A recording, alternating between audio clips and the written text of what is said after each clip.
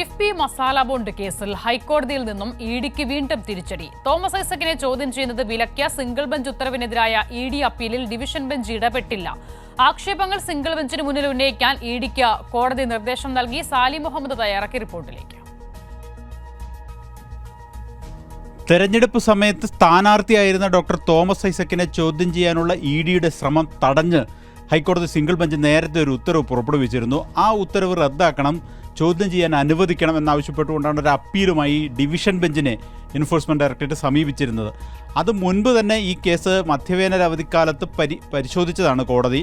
പക്ഷേ division bench അന്ന് ഇഡിക്ക് ഇതിന് അനുമതി നൽകിയിരുന്നില്ല. ഏതായാലും തെരഞ്ഞെടുപ്പ് കഴിയട്ടെ, മധ്യവേനൽ അവധി കഴിയട്ടെ, അതിനുശേഷം കേസ് പരിഗണിക്കാം എന്നാണ് ഡിവിഷൻ ബെഞ്ച് അന്ന് പറഞ്ഞത്. ഇന്ന് കോടതി മധ്യവേനൽ അവധിക്ക് ശേഷം വീണ്ടും തുറന്നു. ആദ്യ ദിവസം തന്നെ ഇഡിയുടെ അപ്പീൽ പരിഗണിച്ചു.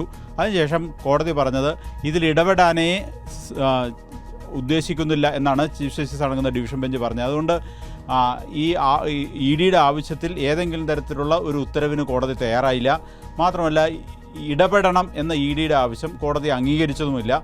ഇനി എന്തെങ്കിലും പറയാനുണ്ടെങ്കിൽ എൻഫോഴ്സ്മെൻറ്റ് ഡയറക്ടറേറ്റിന് ഈ കേസ് ഇപ്പോൾ പരിഗണിച്ചുകൊണ്ടിരിക്കുന്ന ഡിവിഷൻ ബെഞ്ചിലേക്ക് തന്നെ പോകാം, അല്ലാതെ ഇതിൽ ഏതെങ്കിലും തരത്തിലുള്ള ഇടപെടലിന് തയ്യാറല്ല എന്നാണ് ചീഫ് ജസ്റ്റിസ് അധ്യക്ഷനായ ഡിവിഷൻ ബെഞ്ച് പറഞ്ഞത്. ഇത് മുൻപ് തന്നെ ഇഡിയുടെ നിലപാട് വിവാദമായതാണ്. പല തവണ തോമസ് ഐസക്കിനെ ചോദ്യം ചെയ്യാൻ ഇഡി ശ്രമിച്ചിരുന്നു, പല തവണ സമൻസ് അയച്ചിരുന്നു. ആ സമൻസ് തന്നെ കോടതി ഇടപെടലിനെ തുടർന്ന് പലപ്പോഴും പിൻവലിക്കേണ്ടി വന്നു. ഇപ്പോൾ തോമസ് ഐസക്കിനെ അടിയന്തരമായി ചോദ്യം ചെയ്യണം എന്നൊരാവശ്യം ഇഡി സിംഗിൾ ബെഞ്ച് മുമ്പാകെ മുന്നോട്ട് വെച്ച് അത് തള്ളി.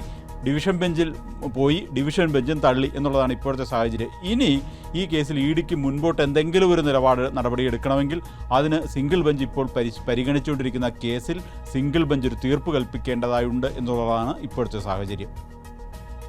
സാലി മുഹമ്മദാണ് വിവരങ്ങൾ നൽകിയത്.